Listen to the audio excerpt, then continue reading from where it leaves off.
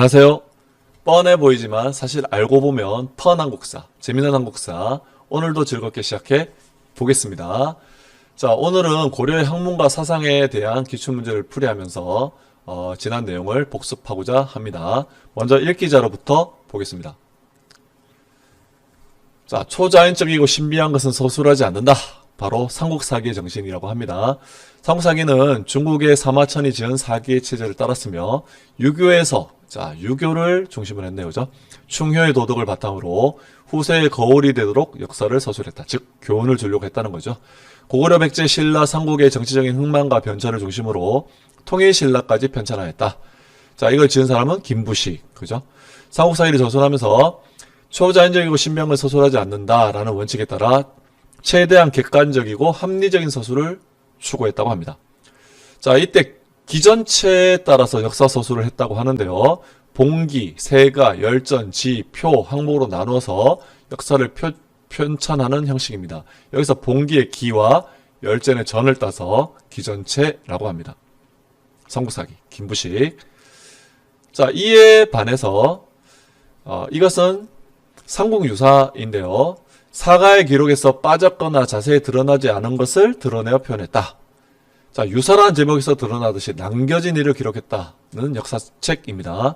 이 책에서는 김부식의 삼국사기에서 다루지 않았던 불교 또는 전설, 야사, 신화적인 내용을 주로 다루었고요. 특히 몽골 침략 위기를 겪고 원나라 간섭을 받는 상황에서 민족의식을 강조하는 모습을 보이죠. 그죠? 그래서 고조선을 처음으로 서술했다. 즉 단군 신화를 서술로는 처음 기록으로 남겼다라는 의미가 있습니다. 역대 이 단군뿐 아니고 역대 시조들의 신비스러운 탄생과 업적을 강조함으로써 고려와 몽골이 서로 다르다, 독자적인 문화를 가지고 있다, 이걸 즉 민족의식을 갖고 서술했다라고 볼 수 있겠습니다. 자, 이제 이러한 고려의 학문과 사상에 대해서 한번 문제 중심으로 풀어보겠습니다. 밑줄 친 그는 누굴까요? 가장 적절한 설명을 골라보겠습니다. 일단 그부터 알아야 되겠죠. 송나라로 가서 불도를 탐구할 것을 염원하였으나 자, 무슨 신분이었다고요? 왕자의 신분이었죠. 자, 왕이 허락하지 않았습니다. 그러나 슬며시 두 명의 제자와 함께 배 타고 갔네요. 귀국 후 불경과 경서 청건을 바쳤으며 또한 흥왕사에, 자, 이게 중요하네, 교장도감이라는 관청, 임시 관청을 설치하고 여기서 여러 책들을 간행했다고 합니다. 이 4,000권이 넘는 책들을 우리가 교장이라고 부르죠. 바로 대각국사 의천의 내용이 되겠습니다. 자, 불교 통합 운동했던 의천과 진울이 대표적인 승려이니까 알아둘 필요가 있죠. 여기서 대각국사 의천에 대해서 꼭 기억해야 될 것 같아요. 고려 중기 때 천태종이라는 종파를 통해서 교종 중심의 통합을 시도했고 교광겸수라는 수행 방법을 주장하기도 하였죠. 자, 세소오계를 만들었다? 이거는 신라 때 원광법사가 되겠습니다. 하랑들에게 그 계율을 내려준 거죠. 자, 2번 조계종을 창시했다? 오른쪽에 보이네. 그죠? 진울입니다. 보조국사 진울이 조계종을 만들었죠. 3번 교광겸수를 강조했다? 이거 맞죠? 의천 대한 설명 맞습니다. 그러니까 경전을 통해서 가르침을 받고 내 마음속에 이 부처님의 본성을 명상을 통해서 살펴보고, 자, 이 두 가지를 함께 겸해서 수행해야 된다. 공부하고 내 마음도 보고 둘 다 해야 된다는 그런 불교 통합의 정신을 보여줍니다. 그러나 교가 먼저인 것을 봤을 때 교정 중심의 통합이라는 걸 알 수가 있죠. 4번 풍수지리설은 신라하대 도선이라는 스님이 도입했죠. 5번 수선사 결사도 오른쪽에 있는 진울에 대한 설명이 되겠습니다. 됐지? 넘어가겠습니다. 자, 2번 문제입니다. 밑줄 친 역사서에 대한 설명으로 옳은 것은, 자, 오늘은 우리 지역 명소 중 어떤 것을 소개해 주시겠습니까? 라고 인터뷰를 하네요. 고려 말 누가? 일련 스님이 37년간 활동한 비슬산의 여러 사찰들을 소개하고자 합니다. 그는 이곳에서 불교뿐 아니라 역사책을 구상하기도 했답니다. 이 일련 스님의 역사책이 뭘까요? 네, 삼국유사가 되겠죠. 자, 일련 스님은 삼국유사에서 특징적으로 뭐예요? 단군 신화를 처음으로 기록했다는 걸 핵심으로 알아야 되겠습니다. 자, 이를 통해서 민족주의 정신, 민족의 정체성을 반영하려고 했다. 그쵸? 자, 1번 기전체로 서술했다. 이거는 삼국사기죠. 김부식의 삼국사기. 2번 고조선의 건국 이야기를 수록했다. 단군 신화가 바로 그렇잖아요. 그래서 2번이 정답이 되겠습니다.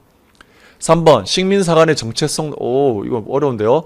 식민사관이란 말 자체가 일제가 우리나라를 식민지로 지배하고 난 다음의 것이라서 이거는 일제 식민 통치 중에 우리 사학자들 중에 많은 사람들이 반박했던 내용이죠. 특히 바로 조선사의 경제사라는 책을 써서 백남훈이라는 사람이 이 철저하게 비판했다라고 합니다. 정체성론은 우리 한국이 멈춰 있었다, 역사가 발전하지 못하고, 자, 그것을 이 백남훈이라는 사람이 조선 후기에 우리가 얼마나 많은 변화가 있었고 근대로 나아갈 준비가 됐는지를 증명하려고 했던 것이 조선사의 경제사입니다. 어렵죠? 다음에 볼 일이 있으니까 그렇게 알고 넘어갑시다. 자, 4번 유교적 합리주의 상한에 토대를 두었다. 이거 기부식이라고 했죠. 삼국사기입니다.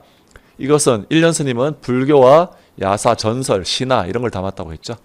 자, 5번 성리학의 영향으로 정통과 대의명분. 이건 신진사대부가 성리학 받아들여서 대표적인 게 이재현의 사략이라는 책이 되겠습니다. 자, 정답은 2번이 되겠다. 3번 문제죠.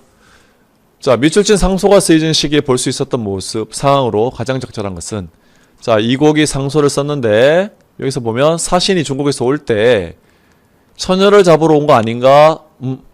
우리 이걸 두 글자로 공녀라고 하기도 하죠.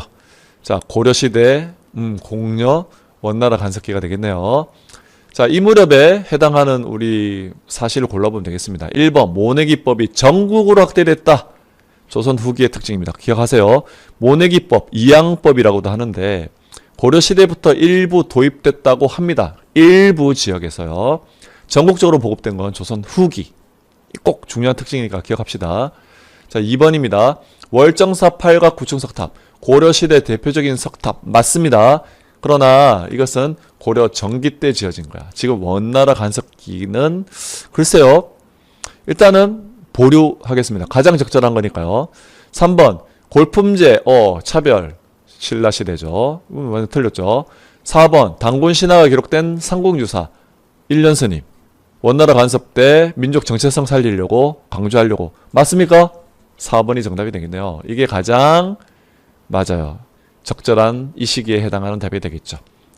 2번 월정사 이 석탑도 고려시대 것이지만 굳이 시기를 그 안에서 세분한다면 앞시대의 것이라서 틀린 답이 되고 4번이 정답이 되겠습니다. 됐죠? 자, 5번입니다. 공주명학소, 망이망소이. 이것도 고려시대이긴 한데 무신집권기 때 내용이죠. 그래서 4번만 정답이 되겠습니다. 가장 적절한 거니까요.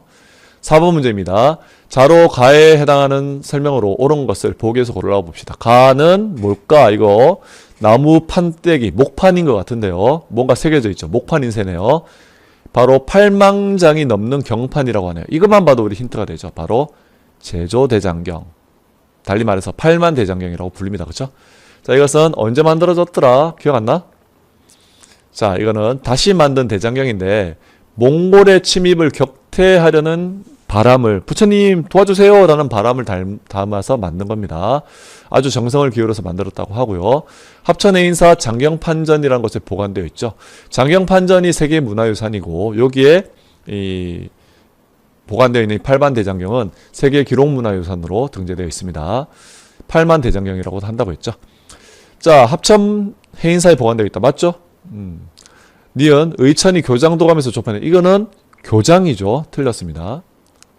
저거 봐봐. 저 중에서 교장 이 부분이죠. 틀렸습니다. 자, 3 디귿 유네스코 기록 세계 기록 문화유산 맞죠?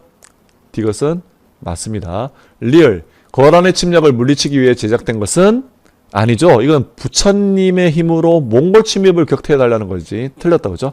자, 이 리얼에 해당하는 것은 바로 초조대장경이 되겠네요. 틀렸습니다. 정답은 기업가 디귿이 되겠죠. 자, 5번 문제입니다. 미출진 이 행사가 개최된 국가에서 있었던 사실로 옳은 것. 자, 이 행사는 뭘까? 일단 이 나라는 어떤 나라일까? 개경이라는 단어를 보니까 이거는 고려의 수도죠. 고려. 자, 이 행사는 부처 보살 및 여러 신에게 제사를 지냈네요. 자, 불교뿐 아니고 다양한 신앙이 혼재되어 있는 축제. 이거는 우리가 팔간회라고 합니다. 고려 최대 축제였다고 할 수 있겠죠. 자, 어쨌든 고려입니다. 1번 개시와 후시무역은 국제무역이 바로 조선 후기의 모습이죠. 여기에 대표적인 상인이 조선의 만상, 내상이 되겠습니다. 송상도 중개무역했고요. 자, 조선 후기입니다. 2번 낙랑과 외에 철 수출했다. 가야죠. 3번 구본신참을 토대로 개혁이 추진되었다. 구본신참, 강무개혁입니다. 대한제국, 그죠? 고종입니다. 4번 관리들에게 전지와 시지가 지급되었다. 전시과죠. 고려시대가 맞네요. 5번 청해진을 거점으로 남의 무역을 주도했다. 누구? 해상왕 장보고 신라 말이죠. 자, 그러므로 정답은 4번이다. 6번 문제입니다. 다음 교사의 설명 중 승려 이름을 쓰고 가에 들어갈 내용을 수행 방법 중심으로 서술하시오. 익숙한 사람의 캐릭터네요.